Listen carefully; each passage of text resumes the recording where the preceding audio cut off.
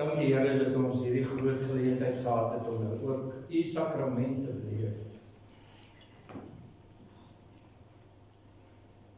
Thank you that we can come to your throne and only be still. Holy Spirit, come and change us. Reveal yourself to us. Here, ek bid dat U woord wat ons nou gaan ontvang, onuitwisselik permanent in ons binneste geplaas sal word.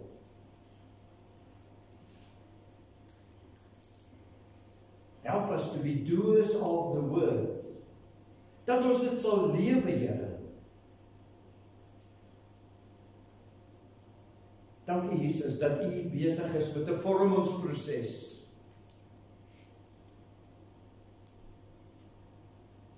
Be gentle with us. Be kind with us. Show your love to us. In Jesus Christ's name. Amen. Ons het by die sel 'n heerlike aand gehad, dankie Danilo, Chelsea.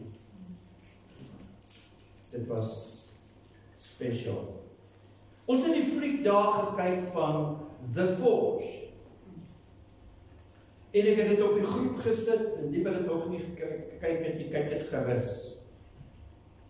Hierdie Forge wat hulle daar demonstreer in hierdie film, beteken die volgende. To form by heating and hammering. Nou as jy vir my sê, pastoor, maar wat het dit met my uit te waai? Alles. Alles. En julle gaan nou hoor hoekom. Want hierdie verhitting van hierdie metaal in daardie vuuroond laat iets awesome plaasvind. En die res van die betekenis van forge is beat into shape. En jy kan nou opspring en sê, Here, help my net nie dit nie. Moet my net nie so skroei nie. En dan kan ek vir jou sê, dat Johannes 15, John 15 teaches about the pruning of the vine. To get in shape, to bear more fruit, or much fruit. Dis die hele proses. Dis waarheen ons beweeg. Jy kan in jou prentjie, in jou gedagtes transkryf, dat elke swaard, sabel, spies, dagger, noem dit net wat jy wil, het 'n ander vorm. En party beweer dat hierdie swaard, wat hier in die Bybel as 'n woord gebruik word, is so lang. En I beg to differ. Want as ek 'n kans gehad het, moes hy so lank gewees het. Want ek wou ver lang skade veroorsaak. Met so 'n kortetjie moet jy amper self in die probleem inbeweeg voordat daar 'n effek is. Buite die vorm van elke swaard is die kwaliteit van die staal anders. Dis hoekom jy op prentjies kry dat daar 'n ding is soos Damascus steel. Ek weet nie wie se gekloed af met die goede nie. Want nou net versigtig by woordjies en nou praat op my vas. Maar Damascus steel is leiers en leiers van staal saam gehamer dat dit daardie effek toon en dit het 'n spesifieke kwaliteit. Maar dit vat tyd om so 'n ding te vorm. En ook kwaliteite aan die persoon wat die forge werk doen. Maar gelukkig weet ons Here Jesus Christus is besig met ons. He is Lord of all the lords, as daar nog anders is. Ek wil begin eerstens by 'n teksgedeeltjie wat Karin baie lief voor is, en dis elke keer Hebreërs 4 leer ons omtrent hierdie swaard. Hebrew 4 verse 12 teach us the next. Hy sê, want die woord van God, hierdie woord van God, is lewend en kragtig, en skerper as enige tweesnydende swaard. Skerper. Hy is nie een, hy skerper as 'n dagger. Dit dring deur tot by die raakpunt tussen siel en gees, tussen gewrig en murg, en beoordeel die hart, se voornemens en gedagtes. Dis nou brand new 2020 weergawe. Is dit nie amazing as jy daarna kyk?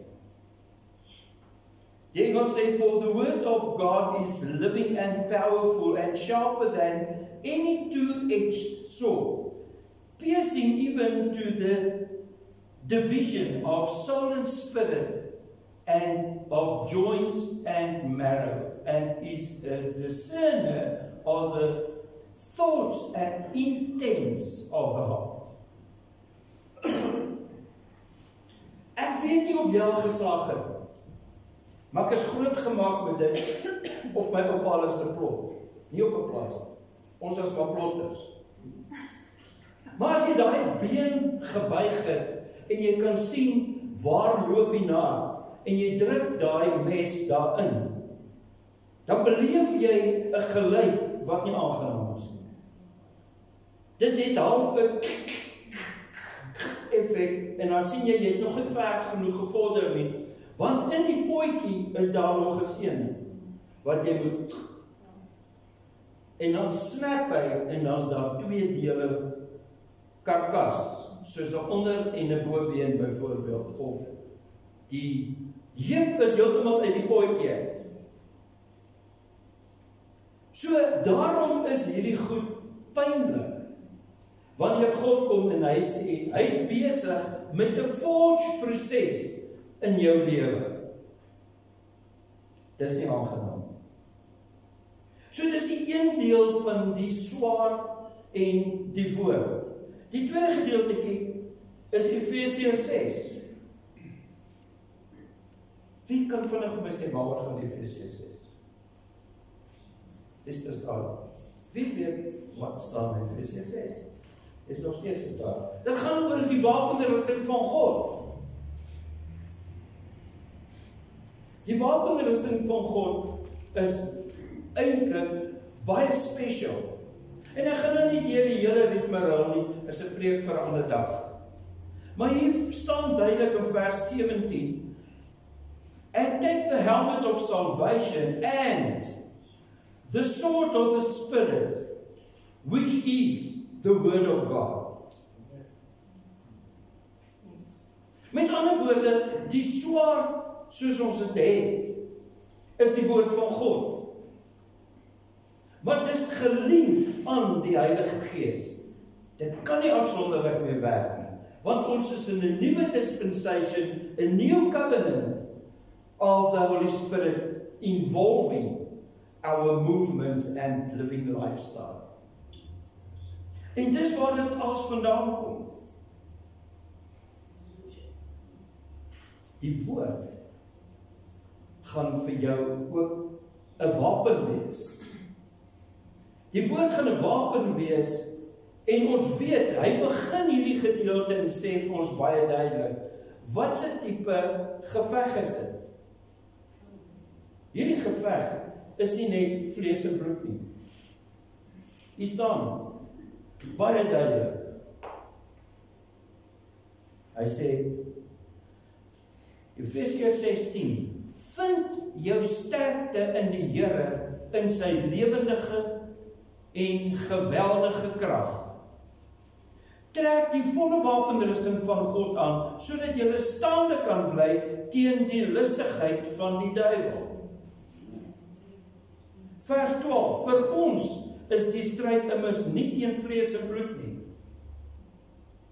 So moenie jou swaard iewers gaan indruk in jou boetie of sussie. Dis nie die idee nie.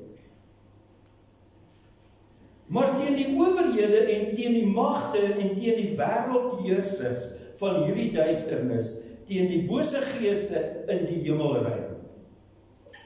Neem daarop jou volle wapenrusting van God op, sodat jy op die dag van onheil weerstand kan bied teen die vyand. Ek dink, jy kan nie net die wapenrusting elke keer lees nie. Jy moet hierdie vooraf introduction lees, hierso in die 6de hoofstuk en vanaf vers 10. Anders te beteken dit niks. As ek vir jou wapen gee, dan moet jy weet wie is jou vyand. Dit help nie, jy sit hier en sê, ek is okay, ek het 'n lang daar gekluis. Maar jy weet nie wie is jou vyand nie. Nou rig jy hom op jou vrou en dan is daar moeilikheid en as jy tog. Net jy. So, jy moet weet, as 'n wapen daar is, waarvoor gebruik jy? En hier staan dit duidelik. Hierdie gaan alles oor 'n geveg. Hierdie woord van God gaan oor 'n geveg teen die demoniese magte en owerhede van die duisternis, wat die duiwel se kingdom is. Jy sien, ons is deel met 'n forging proses van die woord. God kom en hy maak hierdie woord van jou verder skerp, en ook dat jy weet, waarvoor moet ek hom gebruik?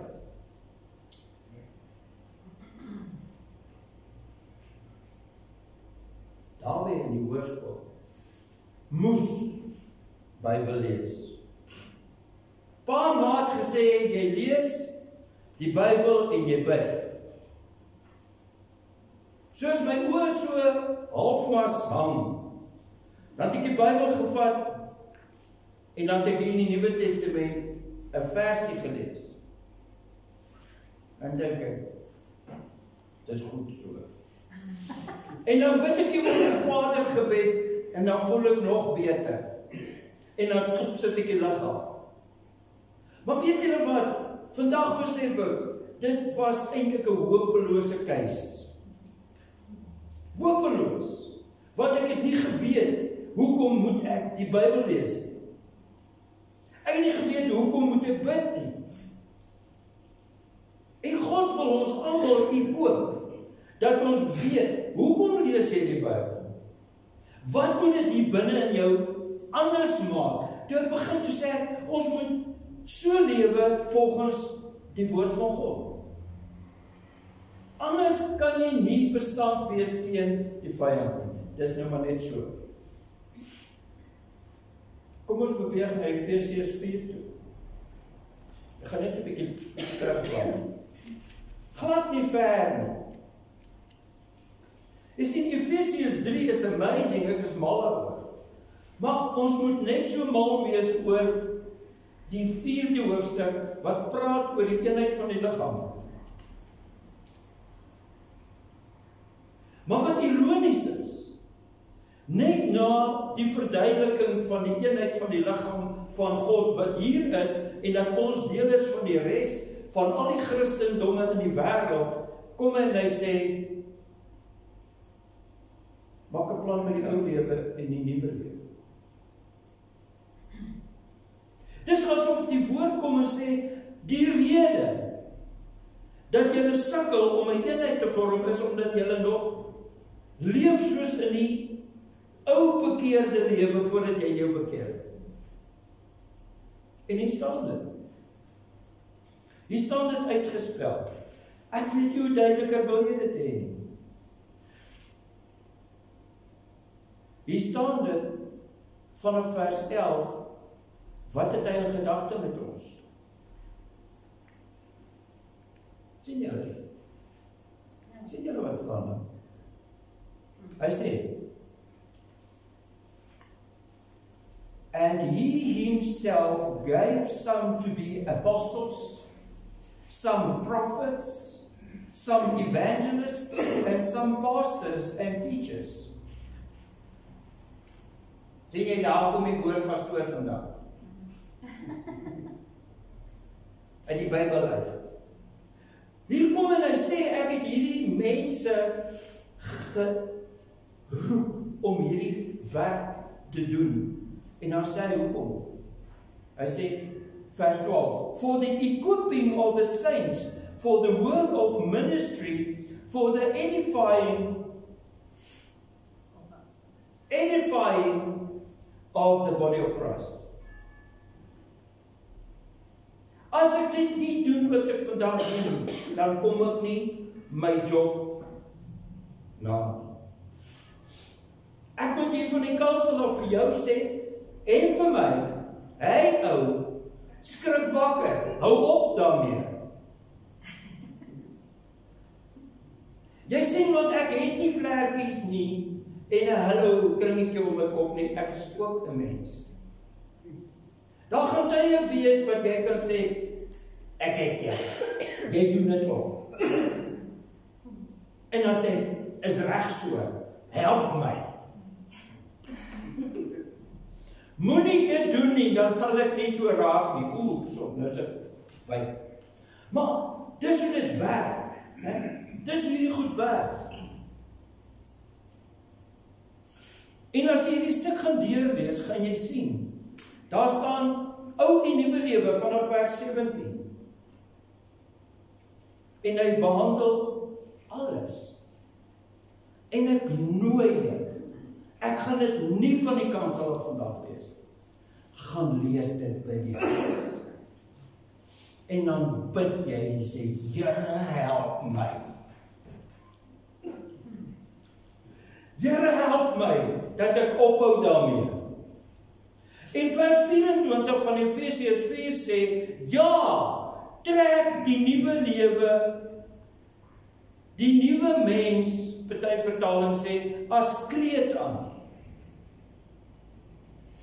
Nou ek weet nie jy, maar ek moet so werk. Jy sien, as ek iets niets aantrek, kan ek waaragtig nie die nuwe ding boor die ou ding aantrek. Oom Stomie in hierdie kontry was goed daarmee. Dan gee ons hom 'n nuwe outfit. Dan trek hy die ou een uit. En hy trek die nuwe een aan.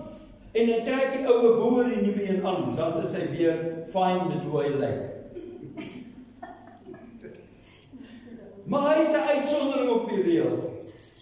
Hy is die enigste een in 67 jaar wat ek gesien het dit so doen. Maar as jy die nuwe mens wil aantrek, trek die ou een uit. Raak ontslaaf van hierdie ou een. En trek die nuwe een aan. En jy moet hom aantrek as 'n kleed, sê die woord van God. Dit moet sigbaar wees. Jou hele prentjie. Ja, hy is nie. Ja, hy is nie. Sy is nie. Hulle het nuwe mense geword. Hulle is nie geweergebore. Nou is dit anders.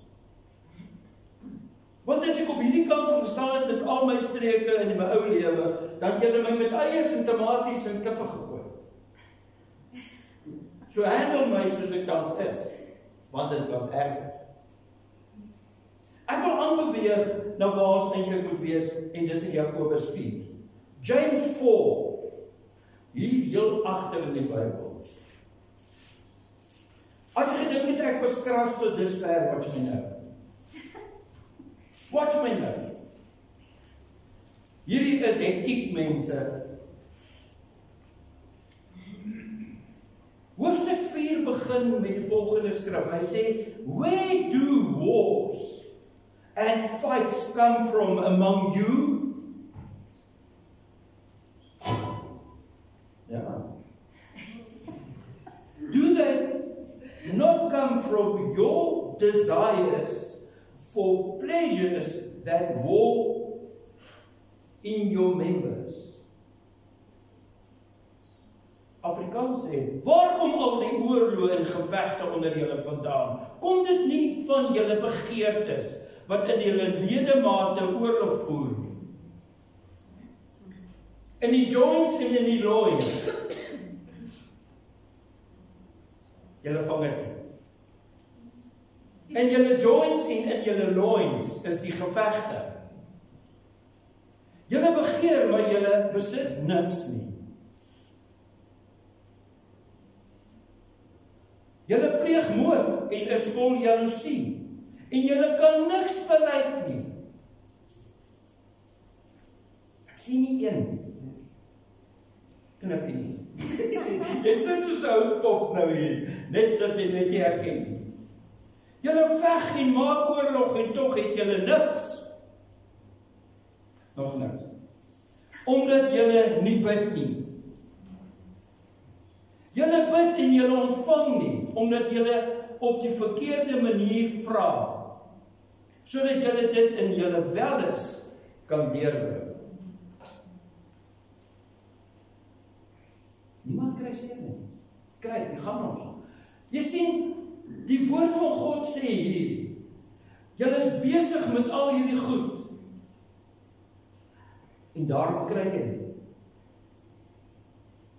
Jy sien, as jy wil kry en gebless raak, it's time to change, sê die Heilige Gees. Hy het vir my ook 4 vingers gegooi van dit. Zap. Dis ook op. Want hoe kan ek jou vertrou met hierdie groot goed, as ek jou nie met hierdie een kan vertrou?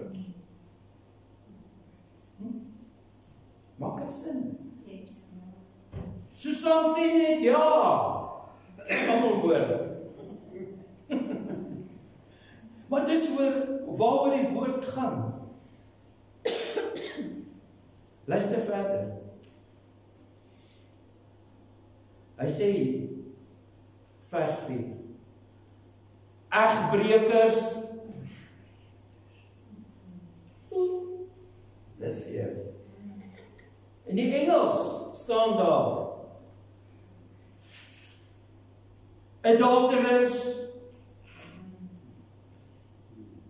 dan klink nou soos Dallas. Adulterers, adulteresses, egbrekers en egbreeksters. Weet julle wat? Die dag toe die Here Jesus Christus aangeneem het, as jou verlosser en saligmaker, as jou bruidegom, het jy verloof geraak. You got engaged with the Lord Jesus Christ the day you accepted His salvation. Jy was dadelik in 'n verhouding met die Here Jesus Christus. Volgens hom. En volgens jou. Hy gaan verder hier. Hy sê, weet julle dan nie, dat vriendskap met die wêreld vyandskap teen God beteken nie? Wie ook al 'n vriend van die wêreld wil wees, maak homself 'n vyand van God. Gun my, ek wil 'n kort getuienis hê. Ek was open-minded. Ek was so open-minded. God's grace is awesome.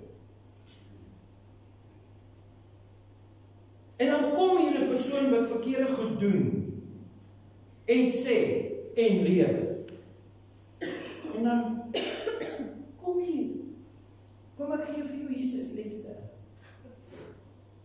Maar ek sê vir die persoon nooit, you know me different. Ek sê nie vir die persoon, maak verskil van jou, in jou lewenstyl, of jou opinies. Nee, sy geafronteer. Of sy sê vir jou, basta, jy's 'n man. Ek kry die boodskap. Hulle praat so. Aldus 'n vrou. Op die uiteinde van die dag, as jy bevriend is met hulle, dan is dit so goed as wat jy dit goedkeur. En as jy 'n situasie of 'n verkeerde of 'n ongeregtigheid goedkeur, wat sê die woord? Is jy 'n vyand van God? Want daai ongeregtighede is deel van die vyand.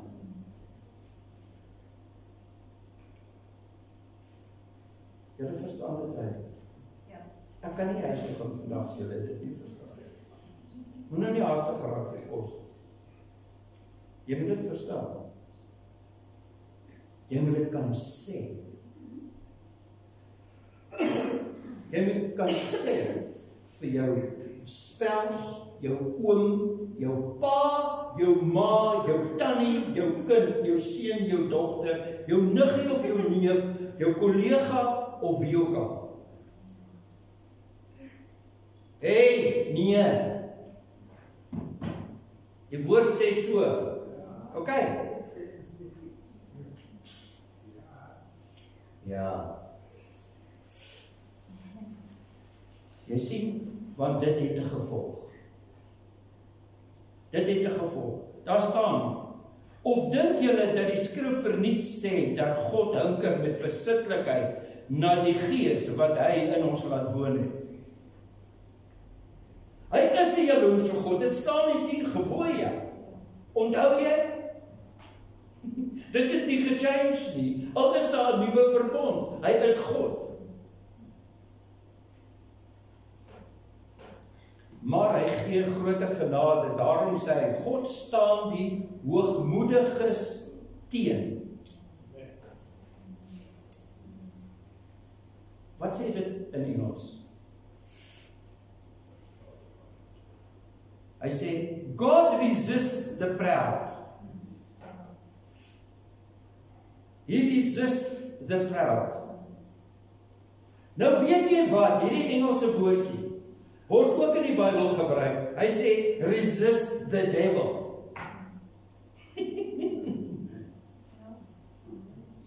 Selfdom. Geen doekies word omgedraai in die woord van God nie.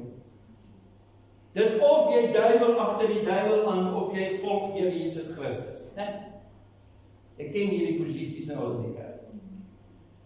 Dis soos dit staan. Daar is nie grys nie.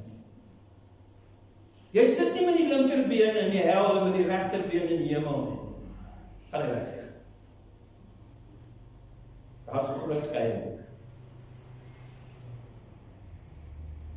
Hy sê verder, maar aan die nederiges gee hy genade. Those who are humble and with humility, God, please help me. Holy Spirit, please come and help me. I cannot do it on my own. I say, come here, my child. Let me help change.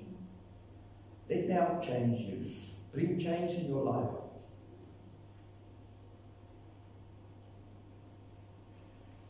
Hy gaan verder. Hy sê, onderwerp julle dus aan God. Onderwerp jou aan God. Therefore submit to God. Ek weet mans en vrouens like nie daai woord in die huwelik nie.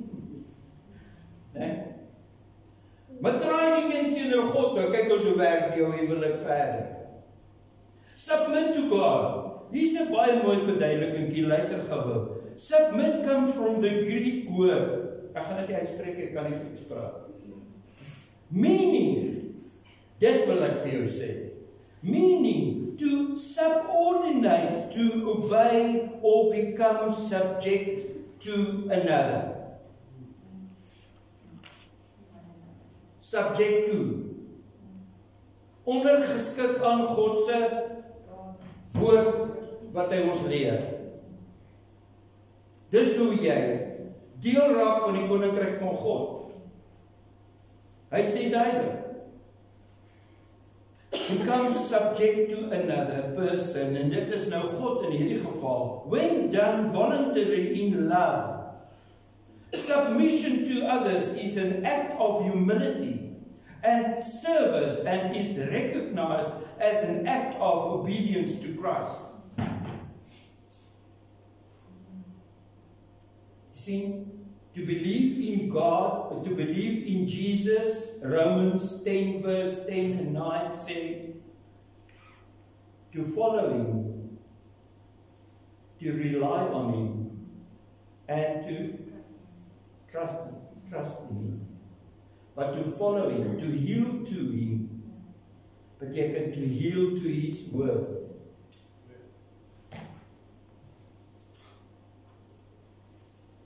Vers 8, draw near to God, and He will draw near to you. Dis cool. As jy regtig daai passie het dat God nader aan jou beweeg, hoe wow is dit nie? Ek meen as jy die hele tyd in 'n gesprek kan wees met die Heilige Gees hier intern, vetklier jou hart gekonnekt met die Gees van God. Hoe wow kan dit nie wees? Hierdie nadering is so goed soos 'n intimate relationship. Die Blackaby sê, draw near. How encouraging to know that when we draw near to God, He immediately responds. How do we draw near to God? We repent of our sin and purge our lives of unrighteousness. Okay, bye. Bye-bye. Nee. Het jy ooit dit al gedoen? Hier is die versoeking langs jou. En jy sê, en jy gaan. Jy sê net, nee. 'n winnie. Because the consequences. Nee, dit ook.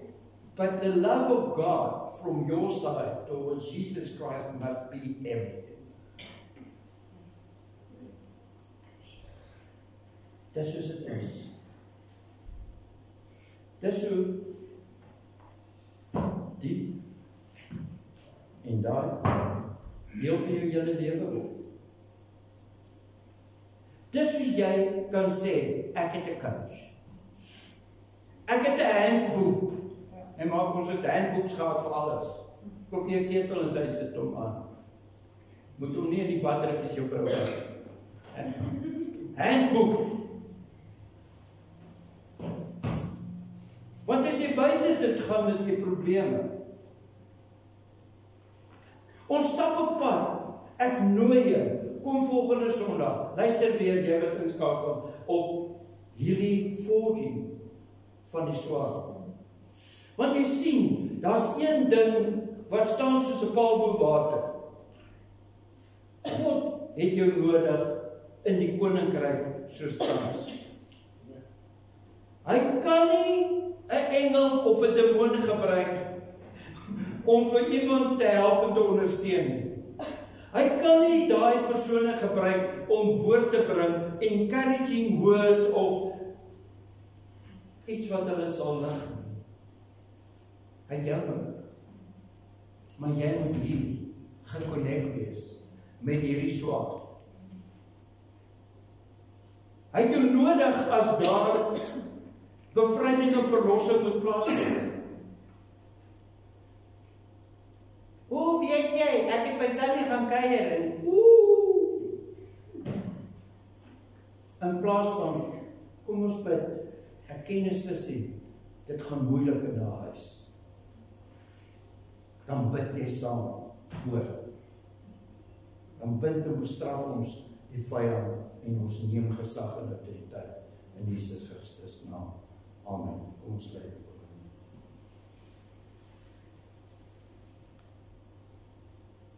Thank you, Lord Jesus, for this opportunity, for this power that you sent to us to come and live in us. And if we ask anything in your name, the Lord Jesus Christ, it will be done. Dankie Here Jesus Christus dat ons nou kan bid en sê, Here, ons kom en ons neem grondgebied terug by die vyand. We proclaim and decree ground for the kingdom of God. We bind the work of the devil and all his demons in Jesus Christ's name. Here, ons gaan dit nie toelaat dat hulle ons heers nie. Dat hulle oor ons gaan heers en ons grondgebied gaan oorneem en maak wat hulle wil. Dankie Jesus, dat waar ons beweeg is, U in ons. En dat ons U hande, voete, ore, oë en monde kan wees, en dat ons kan praat en uitroep en proclaim, en ons weet dit maak 'n verskil. En U Gees kom supernatural, and you change the world, you change people, and let them become part of the kingdom of God.